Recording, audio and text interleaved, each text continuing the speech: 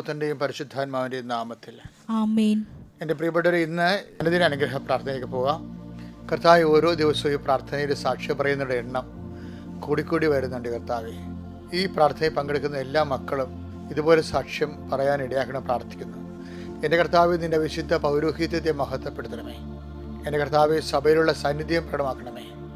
അമ്മയെ പരിശുദ്ധമേ ദേവമാതാവേ, എല്ലാ മക്കൾക്കും വേണ്ടി മാധ്യസ്ഥം വഹിക്കണമേ.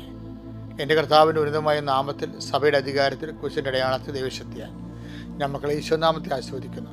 നിങ്ങളുടെ ജീവിതത്തിൻ്റെ ഓരോ കണ്ടക്കളും ഇന്നത്തെ ജീവിതത്തിൽ നിന്ന് ജനുവരി 28 ചൊവ്വാഴ്ച ഇന്നത്തെ ദിവസം നിങ്ങളുടെ സഞ്ചാരങ്ങളെ ഈശോയ്ക്ക് സമർപ്പിക്കുന്നു. നിങ്ങളുടെ ശ്വാസനിശ്വാസങ്ങളെപ്പോലും സമർപ്പിക്കുന്നു. കർത്താവ് എല്ലാ മക്കൾക്കും നല്ല അനുഭവങ്ങൾ നൽകി, നല്ല ദൈവസേവനം നൽകി അനുഗ്രഹിക്കാൻ പ്രാർത്ഥിക്കുന്നു. കാലാവസ്ഥ വ്യതിയാനം പോലെ തന്നെ ക്ലൈമറ്റ് ചേഞ്ച് സംഭവിക്കുന്നത് ഞങ്ങളുടെ ജീവിതത്തിൽ സംഭവിക്കും. ഓരോ പ്രാവശ്യം കർത്താവിൻ്റെ വചനം പറയുന്ന കാലങ്ങൾ മാറി വരുമ്പോൾ നടപടി പുസ്തകത്തിൻ്റെ 18:25 നീ സംസാരിക്കുന്നു. 17:25 നീ സംസാരിക്കുന്നു. കാലങ്ങൾ മാറി വരുമ്പോൾ, കാലങ്ങൾ വരുന്നതനുസരിച്ച് കൊണ്ട് ദൈവാനുഭവത്തിൻ്റെ പുതിയ അനുഭവ തലങ്ങളിലേക്ക്, മേച്ച സ്ഥലങ്ങളിലേക്ക് ഞങ്ങളെ നീ കൈപിടിച്ച് നടത്തുന്നത് നിൻ്റെ ദൈവസേവകത്തിൻ്റെ പരിലാളനയായിട്ട് ഞങ്ങളുടെ സഹന സാഹചര്യങ്ങളെ വിവേചിച്ച് മനസ്സിലാക്കാൻ ആവശ്യമായ പരിശുദ്ധ അമ്മ സൂക്ഷിച്ചിരുന്ന അതേ ഹൃദയ മൗനങ്ങൾ ഞങ്ങൾക്ക് ആസ്തിയായിട്ട് വരണമെന്ന് പ്രാർത്ഥിക്കുന്നു. ദൈവത്തിൻ്റെ കരുണ ഞങ്ങളെ ആവശ്യിക്കണം. കർത്താവ്, രോഗികളെ ഇപ്പോഴും ഈ പ്രാർത്ഥന കൊണ്ട് സൗഖ്യപ്പെടണം. രോഗികൾ ഈ പ്രാർത്ഥന കൊണ്ട് സൗഖ്യപ്പെടണം. കർത്താവ്, ജീവിത പ്രശ്നങ്ങളിലും പരാരാബ്ധങ്ങളിലും ജീവിതത്തിൻ്റെ തടസ്സങ്ങൾ നേരിടുന്നവിടെ ഈ പ്രാർത്ഥനയുടെ ശക്തിയാൽ തടസ്സങ്ങൾ വിട്ടുമാറിക്കൊണ്ട് കൈകാലുകളെ ചങ്ങലകൾ ബന്ധിക്കപ്പെട്ടിരിക്കുന്ന എല്ലാം ചങ്ങലകൾ അഴിഞ്ഞു വീഴുകൊണ്ട് നിങ്ങൾ സ്വതന്ത്രമാകണം.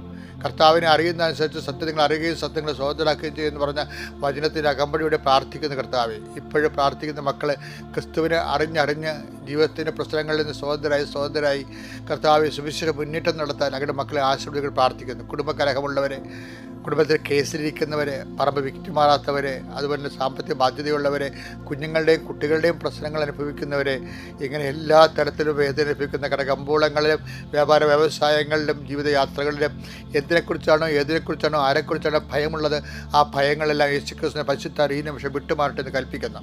ദൈവത്തിൻ്റെ നാമത്തിൽ കൽപ്പിക്കുന്നു. കുരിശിൻ്റെ അടയാളത്തിൽ കൽപ്പിക്കുന്നു. യേശുവിൻ്റെ നാമത്തിൽ കൽപ്പിക്കുന്നു. ദൈവികമായ ശക്തി നിങ്ങൾക്ക് ആവശ്യിക്കട്ടെ.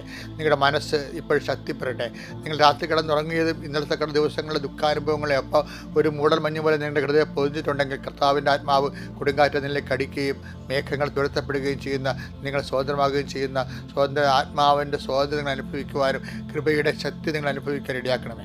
ഒന്നിനെയും ഭയപ്പെടാത്ത, ആരെയും കൂസാത്ത ഒരു ആത്മധൈര്യത്തിൻ്റെ മുന്നേറ്റം സുവിശേഷത്തിൻ്റെ സാക്ഷ്യമായി നിങ്ങളുടെ ജീവിതത്തിന് അവകാശം ഓഹരിമാകാൻ വേണ്ടി അമ്മ മാതാവിൻ്റെ മധ്യസ്ഥയിൽ പ്രാർത്ഥിക്കുന്നു. എൻ്റെ കർത്താവിന് ഉചിതമായ നാമത്തിൽ, സഭയുടെ അധികാരത്തിൽ, കുരിശിൻ്റെ അടയാളത്തിൽ നീ ധന്യമാകട്ടെ, നീ അനുഗ്രഹിക്കപ്പെടട്ടെ, നീ സൗഖ്യപ്പെടട്ടെ, നീ സ്നേഹതന്മരമായ സുവിശേഷ സാക്ഷിയായി മാറട്ടെ. എൻ്റെ പ്രിയപ്പെട്ടവരെ, നമ്മളിന്ന് വായിക്കാൻ പോകുന്ന സുവിശേഷ ഭാഗം നമുക്കറിയാം. ഈ വിശ്വാസത്തിന് പല നിലവാരങ്ങളുണ്ട്. ഇന്നത്തെ അനുദിന പ്രാർത്ഥന നിങ്ങൾ കേട്ടായിരുന്നു. ഓരോ ഘട്ടമായിട്ട് നമുക്ക് ഓരോ ദിവസവും തരുന്നത് വിശ്വാസ വളർച്ചയുടെ ഭാഗമായിട്ടാണ് ദൈവം തരുന്നത്. ആദ്യം ചിലർ ശ്രദ്ധിച്ചില്ലെങ്കിൽ വിശ്വാസത്തിൻ്റെ പ്രാഥമിക പാഠങ്ങൾ തന്നെയായിരിക്കും അവർ മരണം വരെ ജീവിക്കുന്നത്. ചില ആൾക്കാർ 4ാം ക്ലാസ്സൊക്കെ പഠിച്ചിട്ട് ഒരു 4ാം ക്ലാസ് തൊട്ട് മരിച്ചു പോകത്തില്ലേ. 10-75-90 വയസ്സാകുമ്പോഴും പഴയ 4ാം ക്ലാസ് മരിച്ചു പോകും. അതുപോലെ തന്നെ വിശ്വാസത്തിലും ചില നമസ്കാരങ്ങളും ചില വിശ്വാസങ്ങളൊക്കെ ആയിട്ട് അങ്ങനെ ജീവിച്ച്, പ്രാർത്ഥനയാണ് ഏറ്റവും വലുതെന്നൊക്കെ പറഞ്ഞ് ജീവിച്ച്, ഒരു സഹോദരനെ പോലും സ്നേഹിക്കാതെ, ആർക്കും സുവിശേഷം കൈമാറാതെ മരിച്ചുപോയ ആൾക്കാർ കണ്ടിട്ടില്ലേ. ഈ ദിവസങ്ങളിൽ 90-ലേറെ വയസ്സുള്ള ഒരാളെ കണ്ടു മരണത്തിന് പോയായിരുന്നു. അപ്പോൾ ഞാൻ ആ മരിപ്പ് കഴിഞ്ഞപ്പോൾ എൻ്റെ മനസ്സിൽ 90 വയസ്സ് കഴിഞ്ഞിട്ട് ജീവിച്ചിട്ട് ഈ മനുഷ്യൻ എന്ത് പ്രയോജനം? കുടുംബക്കാർക്ക് കുറച്ച്, അവിടെ സ്വന്തം കുടുംബത്തിലുള്ളവർക്ക് എന്തൊക്കെ പ്രയോജനം ഉണ്ടായിരുന്നല്ലാതെ ആ ഒരു നൂറ്റാണ്ട് നശിച്ചു പോയി. സുവിശേഷം കൈമാറാതെ നശിച്ച്, സഹോദരങ്ങൾക്ക് കാരുണ്യ പ്രവർത്തികൾ ചെയ്യാതെ നശിച്ച്, വിശ്വാസം കൈമാറാതെയും കാരുണ്യപ്പെടുത്താതെയും കർത്താവിൻ തിരുസന്നിധി ചെന്നിട്ട് ഞാൻ എൻ്റെ കുടുംബത്തിലെ കാര്യങ്ങൾ നോക്കിയെന്ന് പറഞ്ഞിട്ട് എന്ത് പ്രയോജനം? ബാക്കിയുള്ളവരെന്തേ? ഈ തൊഴുത്തിൽപ്പെടാത്ത ആളുകളും എനിക്കുണ്ടെന്ന് കർത്താവ് പറയുമ്പോൾ ആ ആദ്യമല്ലേ നമുക്ക് ഉണ്ടാവേണ്ടത്. നമ്മുടെ കുടുംബത്തിൽ പെടാത്തത് ആളുകളെ കർത്താവിനെ അറിയിക്കാൻ നമ്മൾ ബാധ്യസ്ഥരല്ലേ? സുവിശേഷം ജീവിക്കാൻ വേണ്ട ബാധ്യസ്ഥരല്ലേ? അതുകൊണ്ട് വിശ്വാസത്തിന് പ്രഥമപാഠം പിന്നിടാൻ പറ്റുന്നൊരു വചനമാണ് വായിക്കുന്നത്. റോമ 10:17. ആകയാൽ വിശ്വാസം കേൾവിയിൽ നിന്നും, കേൾവി ക്രിസ്തുവിനെ കുറിച്ചുള്ള പ്രസംഗത്തിൽ നിന്നുമാണ്. എന്റെ ചുരുക്കുന്ന വിശ്വാസം എവിടുന്നാ പറയണത്? കേൾവിയിൽ നിന്ന്. കേൾവി എന്ന് പറഞ്ഞാൽ എന്താണ്? ഒരു ഓഡിയോ സെൻസേഷനാണ് അല്ലേ കേൾവി. അപ്പം നമുക്ക് അറിവ് കിട്ടണത് എങ്ങനെയാണ്? പഞ്ചേന്ദ്രിയങ്ങളിൽ നിന്നാണ്. പഞ്ചേന്ദ്രിയം എന്തുമാത്രമുണ്ട്? കണ്ണുണ്ട്, കാതുണ്ട്, മൂക്കുണ്ട്, ത്വക്കുണ്ട് അല്ലേ? ഇതെല്ലാം പഞ്ചേന്ദ്രിയങ്ങളാണ്. അപ്പോൾ വിശ്വാസം നമുക്ക് ലഭിക്കണ കേൾവിയിൽ നിന്നാണ്. എന്ന് വെച്ചാൽ എൻ്റെ അർത്ഥം എന്നറിയാവോ? ഈ കേൾവിക്കാരെ ഇന്ന് വിശ്വാസം കിട്ടിക്കഴിഞ്ഞാൽ നമ്മുടെ ഈ സാക്ഷ്യത്തിനൊക്കെ വലിയ പ്രാധാന്യമുള്ളത് അതാണ്. നമ്മുടെ അനുഭവങ്ങൾ മറ്റുള്ളവർ പറയുമ്പോൾ എന്ത് പറ്റും? മറ്റുള്ളവർക്ക് വിശ്വാസം കിട്ടുകയാണ്. കാര്യം എന്താണ്? വിശ്വാസം കേൾവിയിൽ നിന്നാണ് കിട്ടുന്നത്. അപ്പോൾ ഇന്ന് വരെ നിന്നൊക്കെ ദൈവാനുഭവം ഉണ്ടായിട്ടില്ല, ഉണ്ടായ അനുഭവങ്ങൾ നീ മറ്റുള്ളവരോട് പറഞ്ഞിട്ടില്ല എന്നുണ്ടെങ്കിൽ നീ സാക്ഷിയല്ല. നീ ഭൂമിയുടെ അതിർത്തികൾ വരെ സാക്ഷിയാകാനാണ് കർത്താവ് പറഞ്ഞത്. ഈ അനുഭവങ്ങൾ ഇങ്ങനെ ഭൂമിയുടെ അതിർത്തികളെന്ന് പറയുന്നത് നമ്മൾ നടന്നെത്തുന്ന സ്ഥലം എവിടെ വെച്ച് നമ്മൾ മരിക്കുന്നു, അതാണ് നമ്മുടെ ഭൂമിയുടെ അതിർത്തി എന്ന് ഞാൻ നേരത്തെ പറഞ്ഞിട്ടുണ്ട്. അപ്പോൾ മരണത്തിൽ ജീവിത അന്ത്യം വരെ നമ്മൾ സാക്ഷികളാകും. ഈശോ പറഞ്ഞൊരു വാക്ക് കേട്ടോ എന്ന് വെച്ചാൽ അപ്പോസ്തല പ്രവർത്തനങ്ങൾ 1:8. എന്നാൽ പരിശുദ്ധാത്മാവ് നിങ്ങളുടെ മേൽ വന്നു കഴിയുമ്പോൾ നിങ്ങൾ ശക്തി പ്രാപിക്കും. ജെറുസലേമിലും യൂദയ മുഴുവനും സമരിയായിലും ഭൂമിയുടെ അതിർത്തികൾ വരെയും നിങ്ങൾ എനിക്ക് സാക്ഷികളായിരിക്കുകയും ചെയ്യും. അപ്പം നമ്മുടെ ജീവിതത്തിന്റെ അന്ത്യം വരെ ദൈവം നമ്മളിൽ നിന്ന് പ്രതീക്ഷിക്കുന്നത് സാക്ഷ്യമാണ്. അത് നമ്മുടെ അനുഭവങ്ങൾ, ദൈവാനുഭവങ്ങൾ മറ്റുള്ളവരോട് പങ്കുവെക്കണം. ചില കണ്ടിട്ടില്ലേ ബസ്സിലിരിക്കുമ്പോഴും, കഴിഞ്ഞ ദിവസങ്ങളിലൊക്കെ ഉടമ്പടിയുടെ സാക്ഷ്യം പറഞ്ഞത്, ഞാൻ ബസ്സിൽ കയറുമ്പോൾ എൻ്റെ അടുത്തിരിക്കണ കാണുമ്പോൾ എനിക്ക് ഭയങ്കര സന്തോഷം തോന്നും. എന്താ കാര്യം? എനിക്ക് ഈശോനെക്കുറിച്ച് അവരോട് പറയാൻ പറ്റുമല്ലോ എന്ന്. അപ്പം അങ്ങനെയാണ് മനുഷ്യർക്ക് ഇപ്പം ജീവിക്കണത്. അപ്പം ഇതൊന്നുമില്ലാതെ, ഒരു വിശ്വാസ കൈമാറ്റവും ഇല്ലാതെ, ഒരു കാരുണ്യ പ്രവർത്തികളൊന്നും ഇല്ലാതെ, സാക്ഷ്യജീവിതം ഇല്ലാതെ നമ്മൾ 100 കൊല്ലം ഇവിടെ ജീവിച്ചിട്ട് എന്ത് പ്രയോജനം? അപ്പം അതുകൊണ്ട് ഇതിൻ്റെ വിഷയം എന്ന് പറയുന്നത്, ഈ സമയം ദൈവത്തിന് വേണ്ടി പ്രയോജനപ്പെടുത്താൻ നിങ്ങളിന്നൊരു തീരുമാനം എടുക്കണം. 2025 ജനുവരി മാസം തീരാൻ പോവുകയാണ്. ഇപ്പം സമയം എത്ര പെട്ടെന്നാണ് പോയത്, ഒരു മാസം പോയത് കണ്ടില്ലേ?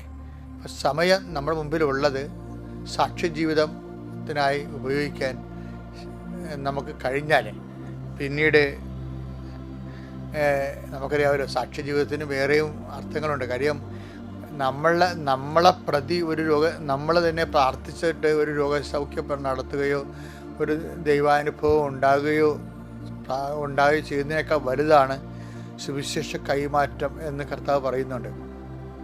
അത്ഭുതത്തിനേക്കാൾ വലുതാണ് സുവിശേഷ കൈമാറ്റം എന്ന് പറയുന്നുണ്ട്. പക്ഷേ സുവിശേഷ കൈമാറ്റത്തിൻ്റെ വേണമെങ്കിൽ എന്ത് വേണം? അതിൻ്റെ സ്ഥിരീകരണത്തിന് അടയാളങ്ങൾ വേണം. അടയാളങ്ങളില്ലാത്ത സുവിശേഷ കൈമാറ്റം ചുമ്മാ പ്രസംഗം പോലെ ഇരിക്കും. ഈ പള്ളികളിലെ പല പ്രസംഗങ്ങൾക്കും വരുന്ന ഒരു സംഭവം അതിന് അടയാളങ്ങളില്ലാതെ സുവിശേഷ കൈമാറ്റം മാത്രമാണ്. അതായത് അടയാളം കൊണ്ട് സ്ഥിരീകരിക്കണ്ടേ? കർത്താവ് അവരോട് സംസാരിക്കുകയും മർക്കോസിന്റെ 16:20 എടുത്ത് മർക്കോസ് 16:20 കർത്താവ് അവരോട് കൂടെ പ്രവർത്തിക്കുകയും അടയാളങ്ങൾ കൊണ്ട് വചനം സ്ഥിരീകരിക്കുകയും ചെയ്തിരുന്നു. വചനത്തിന് സ്ഥിരീകരണം വേണം, പ്രസംഗത്തിന് സ്ഥിരീകരണം വേണമെങ്കിൽ അടയാളങ്ങൾ വേണം. അല്ലെങ്കിൽ അതൊരു പ്രബന്ധം അവതരിപ്പിക്കുന്ന പോലെ ഇരിക്കും. പ്രബന്ധം അവതരിപ്പിച്ചു കഴിഞ്ഞാൽ ഒരു മനുഷ്യൻ്റെ ആത്മാക്കളെ വീണ്ടെടുക്കാൻ പറ്റത്തില്ല. അതുകൊണ്ടാണ് കൃപാസനത്തിൽ നിരന്തര സാക്ഷ്യങ്ങളും, സാക്ഷ്യത്തെ സപ്പോർട്ട് ചെയ്യുന്ന വചനങ്ങളും, വചനത്തെ സപ്പോർട്ട് ചെയ്യുന്ന സാക്ഷ്യങ്ങളും, അടയാള സഹനവും സ്ഥിരീകരണ സഹനം നിങ്ങൾക്ക് നൽകുന്നത്. എന്തിനാണ്? അത് വിശ്വാസ കൈമാറ്റത്തിനാണ്. കാര്യം വിശ്വാസ കൈമാറ്റം എന്ന് പറയുമ്പോൾ എന്താ സംഭവിക്കണമെന്ന് അറിയാമോ? വിശ്വാസികൾ നിങ്ങളെ വിട്ടുപോയതിൽ, നിങ്ങൾക്ക് അനുസരണപ്പെട്ടതിൽ നിങ്ങൾ അത്ഭുതപ്പെട്ട കാര്യമില്ല. കർത്താവ് ആത്മാവിൽ ആനന്ദിച്ചത് സ്വർഗത്തിൽ നമ്മുടെ പേരുകൾ എഴുതപ്പെട്ടിരിക്കുന്നത് കൊണ്ടും ആ ദൈവികമായ രഹസ്യം ശിശുക്കളായ ശിഷ്യന്മാർക്ക് വെളിപ്പെടുത്തുകൊണ്ടുമാണ്. അതുകൊണ്ടാണ് ലൂക്കാ 10:20 വായിച്ചേ. എന്നാൽ പിശാചുക്കൾ നിങ്ങൾക്ക് കീഴടങ്ങുന്നു എന്നതിൽ നിങ്ങൾ സന്തോഷിക്കേണ്ട. മറിച്ച് നിങ്ങളുടെ പേരുകൾ സ്വർഗത്തിൽ എഴുതപ്പെട്ടിരിക്കുന്നു എന്നതിൽ സന്തോഷിക്കുവിൻ. എന്താ കാര്യം? ആ 72 പേരെ പറഞ്ഞയച്ച് കർത്താവിൻ്റെ സുവിശേഷ വേലയാണ് അവർ ചെയ്തത്. സുവിശേഷ വേല മാത്രമേ സ്വർഗത്തിൽ പേര് രേഖപ്പെടത്തുള്ളൂ. അത്ഭുതങ്ങളും അടയാളങ്ങളൊക്കെ നടക്കും. ദൈവാനുഭവങ്ങൾ ഉണ്ടായാലും നമ്മളുടെ പേരുകൾ കർത്താവിൻ്റെ കൈവെള്ളയിൽ എഴുതി വെക്കുന്നത്, ഹൃദയത്തിൽ എഴുതി വെക്കുന്നത് സുവിശേഷം കൈമാറുമ്പോഴാണ്. അത് മുഖ്യമായ ഒരു ലക്ഷ്യമായിട്ട് എടുക്കാൻ ഇന്നു മുതൽ നിങ്ങൾക്ക് പ്രത്യേകമായ ദൈവം നിങ്ങൾ അനുഗ്രഹിക്കണം. പരിശുദ്ധ പരമദിവ്യകാരുണ്യത്തിന് നേരവും ആരാധനയും സ്തുതിയും പുകഴ്ചയും ഉണ്ടായിരിക്കട്ടെ. പരിശുദ്ധ പരമദിവ്യകാരുണ്യത്തിന് നേരവും ആരാധനയും സ്തുതിയും പുകഴ്ചയും ഉണ്ടായിരിക്കട്ടെ. പരിശുദ്ധ പരമദിവ്യകാരുണ്യത്തിന് നേരവും ആരാധനയും സ്തുതിയും പുകഴ്ചയും ഉണ്ടായിരിക്കട്ടെ. പ്രിയമുള്ളവരെ, രോഗസൗഖ്യ പ്രാർത്ഥനയുടെ സമയമാണ്. മൗനമായ രോഗമുള്ളയിടത്തെല്ലാം കർത്താവിൻ്റെ നാമത്തിലെ കരങ്ങൾ വെച്ച് പ്രാർത്ഥിക്കേണ്ടതാണ്. കർത്താവേ, പരിശുദ്ധമ്മ ജീവനോടെ പ്രത്യക്ഷപ്പെട്ട ഈ ഇടത്തിൽ നിന്നുകൊണ്ട് അമ്മയുടെ പ്രത്യക്ഷീകരണത്തിൻ്റെ സ്ഥിരീകരണത്തിനായിട്ടാണ് ഞങ്ങൾ അങ്ങയോട് കൂടുതൽ വസ്തുനിഷ്ഠമായ അടയാളങ്ങൾ അപേക്ഷിക്കുന്നത്. കർത്താവേ, ഇപ്പോൾ ലോകം മുഴുവനും ഈ ശുശ്രൂഷ പങ്കെടുത്തുകൊണ്ട് തങ്ങളുടെ രോഗങ്ങളുടെ മേൽ കർത്താവിൻ്റെ ഇടപെടൽ ഉണ്ടാകണമെന്ന് കണ്ണുനീരോടെ പ്രാർത്ഥിക്കുന്ന അനേകം മക്കളെ ഞങ്ങൾ സമർപ്പിക്കുന്നു. ഉദരരോഗികളെയും ഗർഭാശയ രോഗികളെയും ഞങ്ങൾ സമർപ്പിക്കുന്നു. ശ്വാസകോശ രോഗികളെയും ഹൃദയരോഗികളെയും ഞങ്ങൾ സമർപ്പിക്കുന്നു. കരൾ രോഗികളെയും പതിരയുടെ രോഗമുള്ളവരെയും അങ്ങയുടെ തിരുസന്നിധി സമർപ്പിക്കുന്നു. പ്ലീഹായുടെ രോഗമുള്ളവരെ അങ്ങയുടെ തിരുസന്നിധി സമർപ്പിക്കുന്ന കർത്താവേ, ആ രോഗങ്ങളെല്ലാം രോഗാതുരമായ എല്ലാ അവയവങ്ങളിലും കർത്താവേ നീ കരുണയോടെ സ്പർശിക്കണമെന്ന് പ്രാർത്ഥിക്കുന്നു. കർത്താവെ രോഗികളുടെ വിശ്വാസത്തെ വർദ്ധിപ്പിക്കണമെന്ന് പ്രാർത്ഥിക്കുന്നു.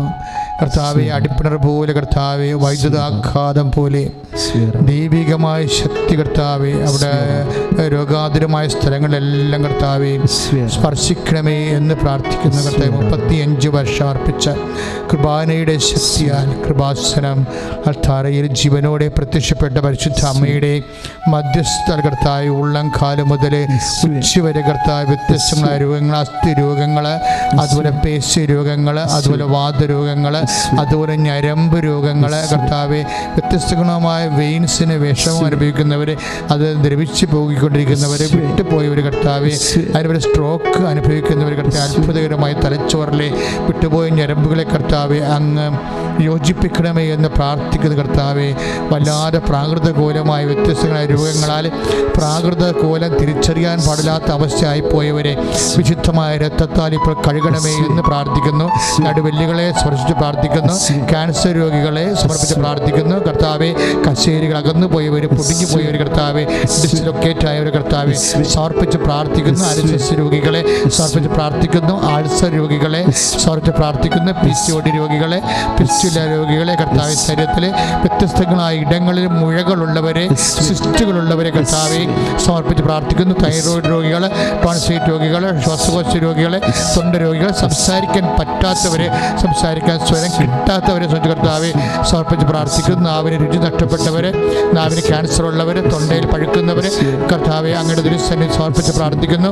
ഈശോ ഇപ്പോൾ സ്പർശിക്കണമേ കർത്താവെ. തിരുമുറുവാർന്ന വലത്ത് കരത്താൽ മക്കളെ സ്പർശിക്കണമേ. മുട്ടിക്കൊഴിഞ്ഞു പോകുന്നവർ കർത്താവെ സ്പർശിക്കണേ. തളർന്നു പോകുന്നവർ, നടക്കുമ്പോൾ കിതക്കുന്നവർ, ഉറക്കമില്ലാത്തവർ, പ്രഷർ രോഗികൾ, ഷുഗർ രോഗികൾ കർത്താവെ അങ്ങ് സ്പർശിക്കണമെന്ന് പ്രാർത്ഥിക്കും. ഇരിക്കാൻ പാടില്ലാത്തവർ കർത്താവെ, തിരിഞ്ഞ് കിടക്കാൻ പാടില്ലാത്ത കർത്താവെ, വ്യത്യസ്തങ്ങളായ രീതികളിൽ കർത്താവെ വേദന അനുഭവിച്ച് കർത്താവെ ജന്മത്തെ പോലും പ്രാഗിക്കൊണ്ട് ജീവിക്കുന്നവരെ കർത്താവെ അങ്ങയുടെ തിരുമുറവൻ അടിപ്പെടാതെ കർത്താവെ അങ്ങയുടെ വിശുദ്ധമ വലത് കർത്താൽ ഇപ്പോൾ സ്പർശിക്കണമേ.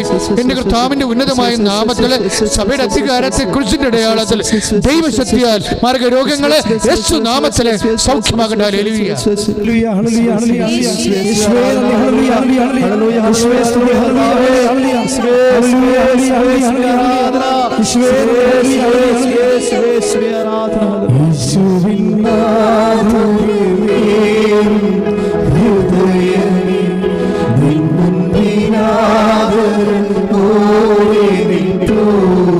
ഒരുമിച്ച് പാടാം.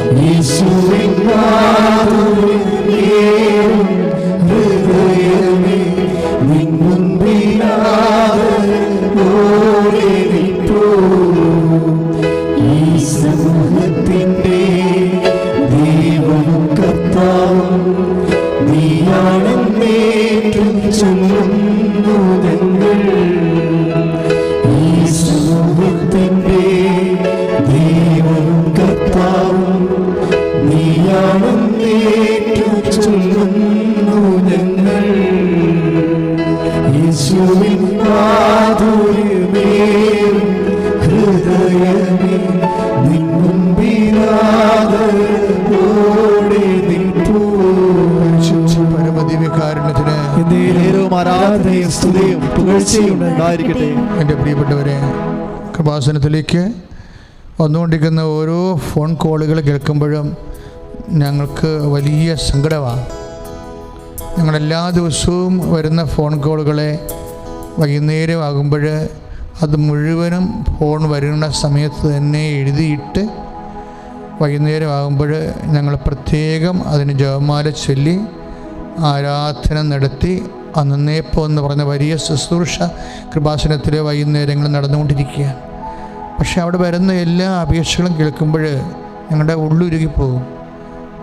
കാര്യം എല്ലാവരും പറയും, അച്ഛാ ഇപ്പോഴ് അല്ലെങ്കിൽ ബ്രദറെ കോവിഡ് ആയതുകൊണ്ട് കഷ്ടിച്ച് രക്ഷപ്പെട്ട് നിൽക്കുകയാണ്, അല്ലെങ്കിൽ കടക്കാർ ഞങ്ങളെ കൊത്തി വലിച്ച് ഞങ്ങൾ കാക്ക കൊത്തണ പോലെ. അവരെല്ലാം ഞങ്ങൾ ഈ സമയത്ത് അൾത്താറയിൽ ഓർക്കുകയാണ്. ഇപ്പോഴ് അങ്ങനെ ആരുമില്ലാതെ ഒരു ആൾക്കാരുണ്ട്, നോബഡി ടു സപ്പോർട്ട്. ഇനി സപ്പോർട്ട് ചെയ്യാൻ ആളുണ്ടെങ്കിലും അവലംബിക്കാൻ ആളില്ലാത്തവരുണ്ട്. തക്ക സമയത്ത് തക്ക ഇടത്തിന് സഹായിക്കാൻ ആളില്ലാത്തവർ. അപ്പം ഇങ്ങനെയുള്ള എല്ലാ മേഖലകളിലും കുറേ വിഷമം അനുഭവിക്കുന്നവരുണ്ട്. ജോലി കാര്യങ്ങളാണ് അച്ഛനെ ഉദ്ദേശിക്കുന്നത്, അല്ലെങ്കിൽ പഠന കാര്യങ്ങൾ, അല്ലെങ്കിൽ പരീക്ഷ കാര്യങ്ങൾ, അല്ലെങ്കിൽ ഭവന നിർമ്മാണത്തിൻ്റെ കാര്യങ്ങൾ, ഇങ്ങനെ വ്യത്യസ്തങ്ങളായ കാര്യങ്ങൾ സപ്പോർട്ടീവ് ഇല്ലാത്തവർ റെക്കമെൻഡ് ചെയ്യാൻ ബാങ്കിലായാലും യൂണിവേഴ്സിറ്റിയിലായാലും ഓരോരോ ഡിപ്പാർട്ട്മെൻറ്റിലായാലും എംബസിലായാലും എവിടെയായാലും നോബഡി ടു സപ്പോർട്ട്. നമ്മളെ സപ്പോർട്ട് ചെയ്യാൻ ആരും ഇല്ലാത്തവർ വലിയ ഭാഗ്യമുള്ളവരാണ്. പക്ഷെ അത് മനസ്സിലാക്കണവർ, നിങ്ങൾ വലിയ ഭാഗ്യമുള്ളവരാണെന്നും മനസ്സിലാക്കണം. എന്താ കാരണം വെച്ച് കഴിഞ്ഞാൽ ദൈവവചനം മൊത്തം പരിശോധിക്കുമ്പോൾ ആരും സപ്പോർട്ട് ചെയ്യാനില്ലാത്തവരെ കർത്താവാണ് സപ്പോർട്ട് ചെയ്യണമെന്ന് മനസ്സിലാക്കണം. അഥവാ കർത്താവിൻ്റെ പിന്തുണ, പ്രോത്സാഹനം അല്ലെങ്കിൽ നമുക്ക് ലഭിക്കാൻ ഒരു പക്ഷേ ആരാലും സപ്പോർട്ട് ചെയ്യപ്പെടാത്ത ഒരവസ്ഥയിലേക്ക് ദൈവം നമ്മളെ കൊണ്ടുവന്നാൽ അതിൻ്റെ അർത്ഥം കർത്താവിന് തന്നെ നമ്മളെ സപ്പോർട്ട് ചെയ്യാൻ ആഗ്രഹിക്കുന്നു എന്നുള്ളതാണ്. അതെല്ലാം സങ്കീർത്തകൻ്റെ അനുഭവങ്ങളാണ്. എൻ്റെ സഹായം ആരുടെയും നാമത്തിലല്ല, കർത്താവിൻ്റെയും നാമത്തിലെന്നും. ഞാൻ ആരിലും ആശ്രയിക്കത്തില്ല, പ്രഭുക്കന്മാരിൽ ആശ്രയിക്കത്തില്ല, രക്ഷ നൽകാൻ കഴിയാത്ത മനുഷ്യരിലെ അഭയം പ്രാപിക്കത്തില്ല. ഞാൻ എൻ്റെ കർത്താവിൽ മാത്രം ആശ്രയിക്കാം. അപ്പം അങ്ങനെ ആരും സപ്പോർട്ട് ചെയ്യാനില്ലാത്ത വിഷമിക്കരുത്. വിഷമിക്കാനല്ല വേണ്ട, അവർ സന്തോഷിക്കുകയാണ് വേണ്ടത്. എന്താ കാര്യം? എൻ്റെ കാര്യം കർത്താവ് തീരുമാനിച്ചിരിക്കുന്നു. എത്ര സാക്ഷ്യങ്ങളാണെന്നറിയാവോ നമുക്ക് വരണത്? നമ്മൾ ഞെട്ടിപ്പോകും. കാര്യം ഈശോ തന്നെ അല്ലെങ്കിൽ പരിശുദ്ധ അമ്മയുടെ മധ്യസ്ഥത്തിൽ തന്നെ ആ വിഷയത്തിന് ദൈവം തീരുമാനം ഉണ്ടാക്കും. നീ ഉടമ്പടി ചെയ്തിരിക്കുന്ന എല്ലാ വിഷയങ്ങളും അങ്ങനെയാണ്. അപ്പം നീ ആരെയും ആവശ്യമില്ലാത്ത ഒരു പരിധി കഴിഞ്ഞ് നിനക്ക് ആൾക്കാരുണ്ടെങ്കിൽ പോലും അവരെ അമിതമായി ആശ്രയിക്കരുത്. അമിതാശ്രയങ്ങൾ എപ്പോഴും നമുക്ക് ആത്മീയ അശ്വിനിപാദങ്ങളുണ്ടാക്കും. മറിച്ച് കർത്താവിൽ മാത്രം ആശ്രയിക്കണം. ഞാനിപ്പോൾ പ്രാർത്ഥിക്കാൻ പോകുന്നത് വ്യത്യസ്തങ്ങളായ മേഖലകളിൽ ജോലിയില്ലാത്തവരുണ്ട്, ജോലി നഷ്ടപ്പെട്ട് നിൽക്കുന്നവരുണ്ട്, കുടുംബത്തിൽ ആർക്കുമേ ജോലിയില്ലാത്തവരുണ്ട്. പിന്നെ ഒരാളിൻ്റെ ജോലി കൊണ്ട് പ്രായമായവരുടെ മരുന്നും കുഞ്ഞുങ്ങളുടെ പഠനവും കുടുംബത്തിൻ്റെ ചിലവുകളും നടത്തിക്കൊണ്ട് പോകുന്നവരുണ്ട്. ഇങ്ങനെ അറ്റപ്പറ്റ ജീവിച്ചു പോകുന്നവർ, ലിവിങ് ഓൺ ദി എഡ്ജ് ജീവിക്കുന്ന ആൾക്കാരുണ്ട്. അതായത് വിളിമ്പിൽ ജീവിച്ച് തൊട്ടാൽ ഒരു കാറ്റ് വന്നാൽ മറിഞ്ഞു പടച്ച് താഴെ വീണ് ചത്തു പോകും. അങ്ങനെയുള്ള ഡേഞ്ചർ സോണിൽ ജീവിക്കുന്നവരുണ്ട്. അവരെല്ലാവരെയാണ് ഞങ്ങളിപ്പോൾ ഓർക്കുന്നത്. വളരെ സ്നേഹത്തോടെ ഓർക്കുകയാണ്. അതായത് വെറുതെ ഇങ്ങനെ പ്രാർത്ഥനയല്ലേ എന്നാൽ ഓർത്തുകളയാമെന്ന് വിചാരിച്ചുകൊണ്ടുള്ള ഒരു ഓർക്കുകയല്ല. കൃപാസനം ആൾത്താറയിൽ ആശ്രയം വെച്ചിട്ടുള്ള, അവലംബം വെച്ചിട്ടുള്ള ഒരു മനുഷ്യൻ പോലെ ലജ്ജിക്കാൻ ഇടയാക്കരുതെന്ന് കർത്താവിൻ്റെ തിരുസന്നിധി കേണപേക്ഷിച്ചുകൊണ്ട് കർത്താവെ ഞങ്ങൾ പ്രാർത്ഥിക്കുന്നു. രോഗമിൽ കർത്താവ് ജോലി ഇല്ലാത്തവർക്ക് വേണ്ടി പ്രാർത്ഥിക്കുന്നു. കുടുംബത്തിൽ സമാധാനം ഇല്ലാത്തവർക്ക് വേണ്ടി പ്രാർത്ഥിക്കുന്നു. ഭാര്യ ഭർത്താക്കന്മാർ തമ്മിൽ മിണ്ടാട്ടം ഇല്ലാത്തത് കൊണ്ട് തന്നെ കുഞ്ഞുങ്ങൾ പരിഭ്രമം കൊള്ളുന്നവരെക്കുറിച്ച് പ്രാർത്ഥിക്കുന്നു.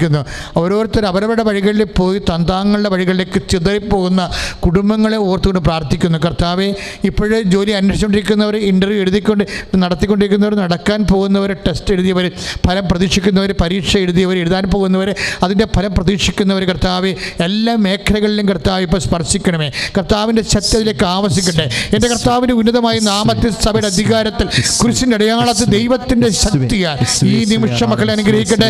ദൈവത്തിന്റെ കൃപ ചൊരിയട്ടെ. സ്തുതിക്കട്ടെ. ഹല്ലേലൂയ. ഹല്ലേലൂയ ഹല്ലേലൂയ ഹല്ലേലൂയ യേശുവേ ആരാധന ഹല്ലേലൂയ ഹല്ലേലൂയ ഹല്ലേലൂയ യേശുവേ ആരാധന യേശുവേ ആരാധന. സമാധാനം ശാന്തിയും എന്നെന്നും ഈ സമൂഹത്തിൽ ചൊരിഞ്ഞിടണം. നിൻ സമാധാനം ശാന്തിയും എന്നെന്നും ഈ സമൂഹത്തിൽ ചൊരിഞ്ഞിടണം. നിങ്ങളിലാരും നേരിട്ടെന്നും ഇടയാക്കിടല്ലേ. നിങ്ങളിലാരും നേരിട്ടെന്നും ഇടയാക്കിടല്ലേ. യേശുവിൻ മാധുര്യമേറും ഹൃദയമേ നിൻ മുമ്പിലാദരവോടെ നിൽപ്പൂ. പരമദിവ്യകാരുണ്യത്തിന് ആരാധനയും സ്തുതിയും പുകഴ്ചയും ഉണ്ടായിരിക്കട്ടെ. മക്കളെ ഇരിക്കുക.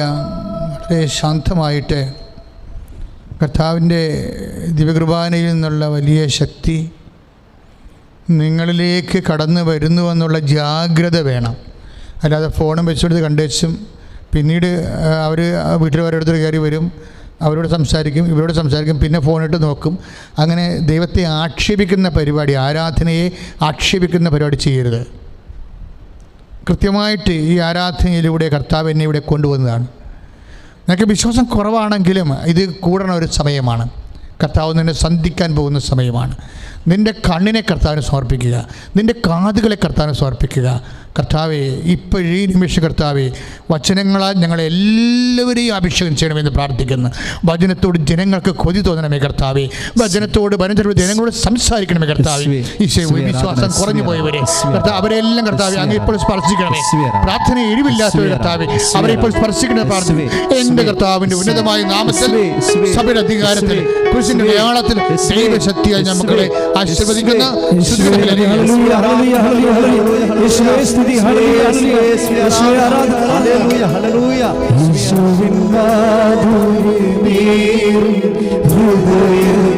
ഒരുമിച്ച് പാടുക.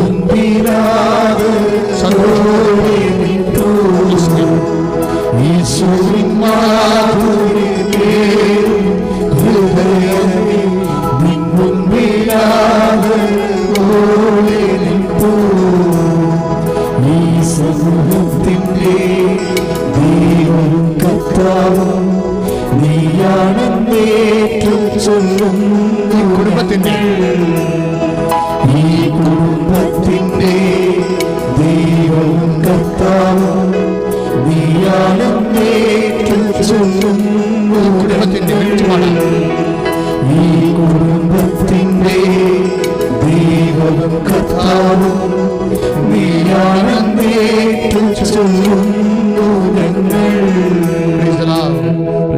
വലിയൊരു പാട്ടാണ്, ശരിക്കും വലിയൊരു ഗാനമാണ്.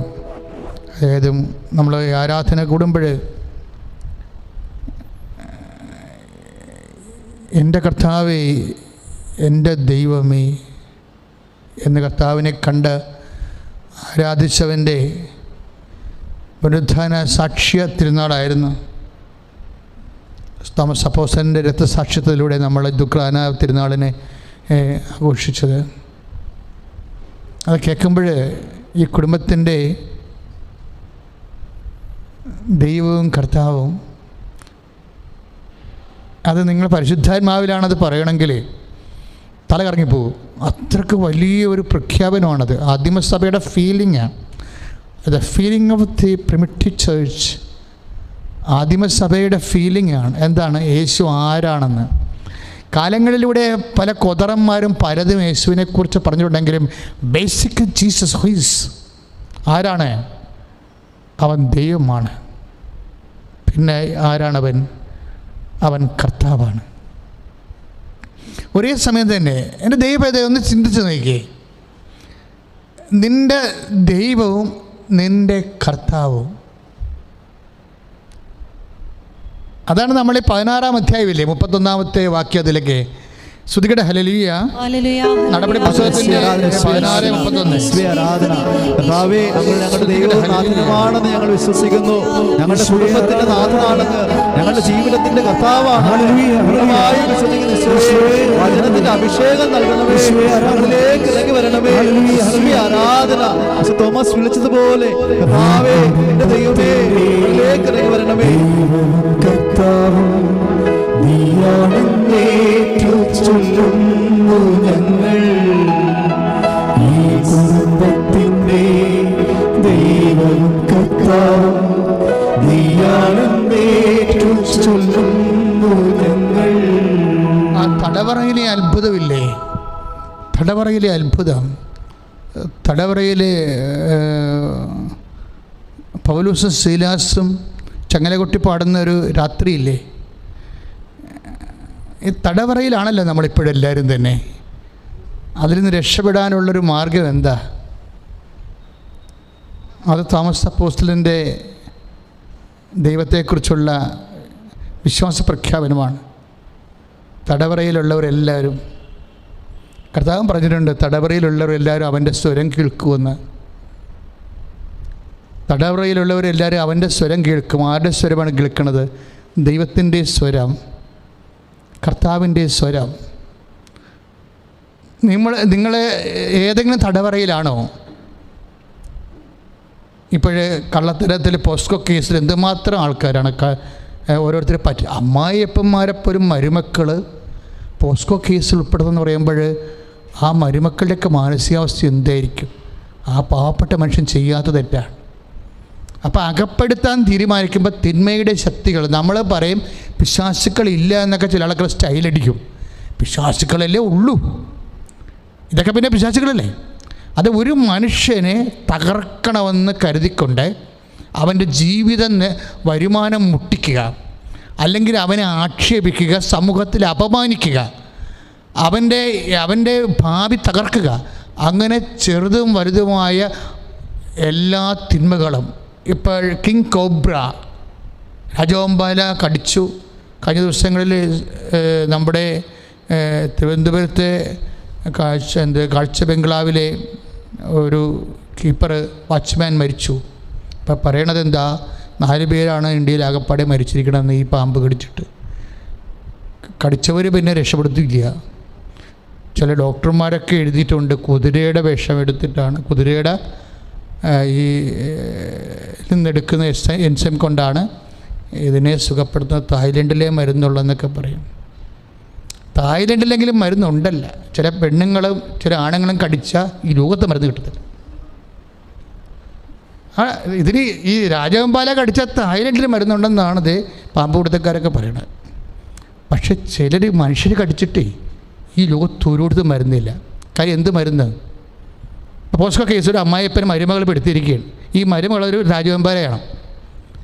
ഈ ആൾ ഇതുപോലെയുള്ള മനുഷ്യനെ നശിപ്പിക്കണം, ഒറ്റക്കടിക്ക് കൊല്ലണം കുടുംബത്തെ എന്ന് വിചാരിച്ചുകൊണ്ട് വരുമാനം മുട്ടിക്കുന്നവർ, അല്ലെങ്കിൽ അവരുടെ ഭാവിയെ തടസ്സപ്പെടുത്തുന്നവർ.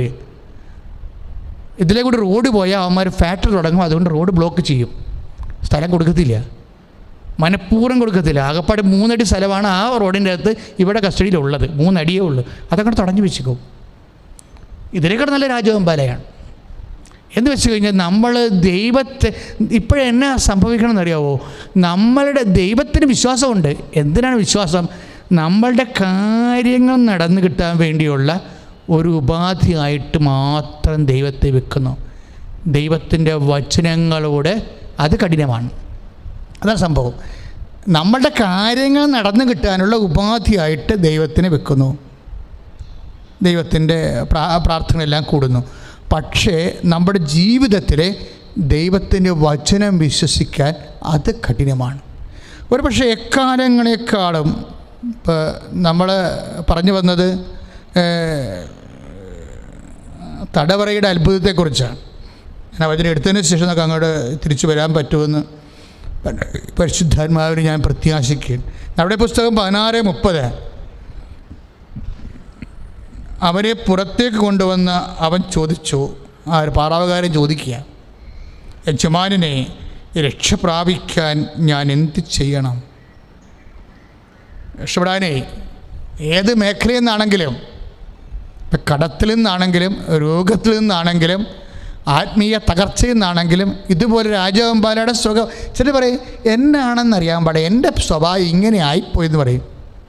വെറുതെ എന്നാണെന്നറിയാൻ പാടില്ല, ഞാൻ കുഞ്ഞുനാളിൽ പോലെ ഇങ്ങനെയാണ്, എൻ്റെ സ്വഭാവം ഇങ്ങനെയാണ്. ഇല്ല, എൻ്റെ സ്വഭാവം ഇങ്ങനെയാണെന്ന് പറഞ്ഞാൽ നീ ആർക്കും ജാമ്യം എടുക്കേണ്ട കാര്യമില്ല.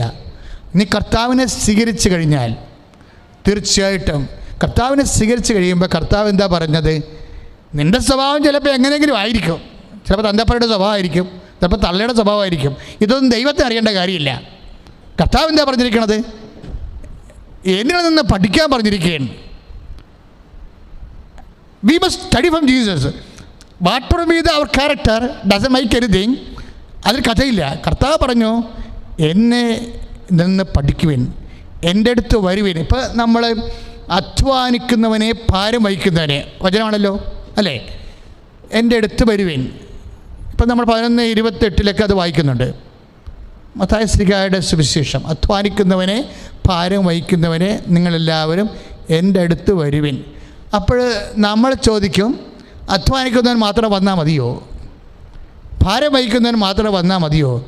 അപ്പോൾ ഈശോ പറയാം അല്ല, പിന്നെന്താണ്? പഠിക്കാൻ ആഗ്രഹിക്കുന്നതിന് വരണം. അതാണ് പ്രശ്നം. എന്നിൽ നിന്ന് പഠിക്കുക, അതിൻ്റെ കൂടെയുള്ള വചനമാണേ, അതിൻ്റെ കൂടെയുള്ള വചനമാണ് എന്നിൽ നിന്ന് പഠിക്കുവിൻ. എന്നുവെച്ചാൽ അർത്ഥം എന്താണ്? നമ്മളുടെ ദൈവവുമായ അടുത്ത ബന്ധം ഉണ്ടാക്കണമെന്നുണ്ടെങ്കിൽ എൻ്റെ സ്വഭാവം ഇങ്ങനെയാണ്, ഞങ്ങളുടെ കുടുംബത്തോടെ ഇങ്ങനെയാണ് അങ്ങനെ പറഞ്ഞിട്ട് കാര്യമില്ല. You must study from Jesus. എന്താ ഈശോ പറയണത്? എന്നിൽ നിന്ന് പഠിക്കുവിൻ. കാരണം അവനാരാ? അവൻ മനുഷ്യൻ്റെ രക്ഷയുടെ അവസാന വാക്കാണ്. അതുകൊണ്ടാണ് ഈ പറാവുകാരൻ പൗലോസിനോട് ചോദിക്കുമ്പോൾ വാട്ട് ഐ ഷുഡ് ഡു, രക്ഷ പ്രാപിക്കാൻ ഞാൻ എന്ത് ചെയ്യണം? അപ്പോഴെന്താ പറഞ്ഞത്? പൗലോസ് എന്നാ പറഞ്ഞത്? നടപടി പുസ്തകം 16:30-31 അവർ പറഞ്ഞു, പൗലോസ് ശീലാസും കൂടി പറഞ്ഞു, അവർ പറഞ്ഞു, എന്ത് പറഞ്ഞു? കർത്താവായ യേശു ക്രിസ്തുവിൽ വിശ്വസിക്കുക. ഇതാണ് സംഭവം. യേശു കർത്താവാണെന്ന് വിശ്വസിക്കണം. ഇതാണ് ആദിമസഭയുടെ വിശ്വാസം. കർത്താവായ യേശു ക്രിസ്തുവിൽ വിശ്വസിക്കുക. ഇത് ആദ്യം പക്ഷെ പറഞ്ഞത് ആരാണ്? സെൻറ്റ് തോമസാണ് പറഞ്ഞത് യേശു കർത്താവാണെന്ന്. എൻ്റെ കർത്താവേ, എൻ്റെ ദൈവമേ. നമ്മൾ 11:28 വായിക്കുന്നില്ലേ? നടപടി പുസ്തകത്തിൻ്റെ വിശുദ്ധ യോഹന്നാൻ്റെ സുവിശേഷം. വിശുദ്ധ യോഹന്നാൻ്റെ സുവിശേഷത്തിലെ എൻ്റെ കർത്താവേ, എൻ്റെ ദൈവമേ. അതായത് യേശുവിനെ തടവറയിൽ നിന്ന് രക്ഷപ്പെടാൻ വേണ്ടി ഉള്ള ഒരു മന്ത്രമാണത്. എന്താണത്? യേശുവിനെ കർത്താവായിട്ട് പ്രഖ്യാപിക്കുക. അതൊരു ശരണപ്പെടലാണ്. എന്ന് വെച്ച് കഴിഞ്ഞാൽ യേശുവിനെ കർത്താവായിട്ട് പ്രഖ്യാപിച്ചിട്ട് നമുക്കൊരു കുഴപ്പമില്ല. പല ആൾക്കാരും യേശുവിനെ കർത്താവായിട്ട് തന്നെ പ്രഖ്യാപിക്കും. എന്താണ് അങ്ങനെ പ്രഖ്യാപിക്കുന്നത്? അവർ വേറെ കർത്താക്കന്മാരൊക്കെ വേറെ പ്രഖ്യാപിച്ചിട്ടുണ്ടേ, അതിൻ്റെ കൂടെ ഒരു കർത്താവ് യേശു. അവിടെയാണ് പ്രശ്നം വരുന്നത്. യേശുവിനെ കർത്താവായിട്ട് പ്രഖ്യാപിക്കാതൊന്നും ഇരിക്കണില്ല. എല്ലാ വില്ലന്മാരും വിരുദ്ധന്മാരും യേശുവിനെ കർത്താവായിട്ട് പ്രഖ്യാപിക്കുന്നുണ്ട്. പക്ഷേ ഒരു കുഴപ്പം. എന്താ പ്രശ്നം? കർത്താക്കന്മാരുടെ കൂടെ ഇതിലുണ്ട്.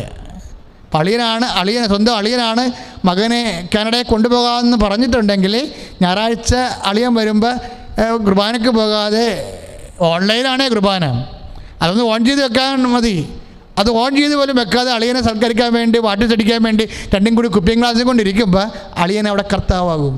അവിടെയാണ് പ്രശ്നം പറ്റുന്നത്. വേറെ പ്രശ്നമില്ല.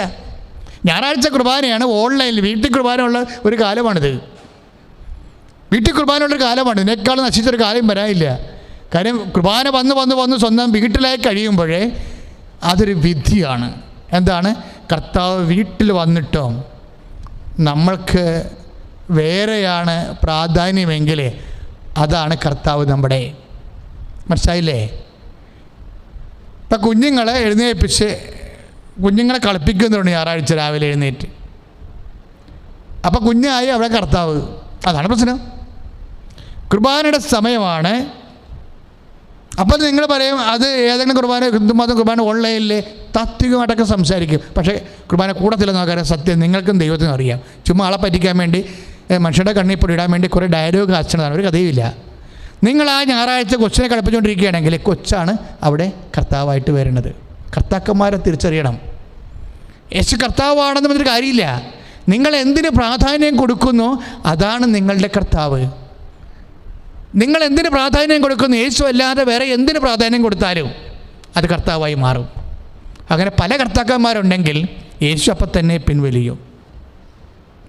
ഇത് അറിയാൻ പാടില്ലാത്തതാണ് സംഭവിച്ചതെങ്കിൽ നിങ്ങളിപ്പോൾ തിരുത്തണം, പ്രാർത്ഥിക്കുക. കർത്താവേ, വിശുദ്ധ തോമസ് അപ്പോസ്തലനെ പോലെ, വിശുദ്ധ പൗലോസിനെ പോലെ അങ്ങേ മാത്രം കർത്താവും രക്ഷകനുമായി ഏറ്റുപറഞ്ഞ് ആശ്രയിക്കാനുള്ള കൃപ നൽകണമേ. സ്തുതിക്കട്ടെ. ഹല്ലേലൂയ.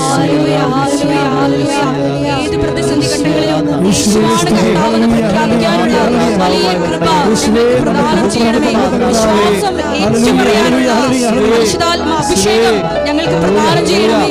Hallelujah, hallelujah.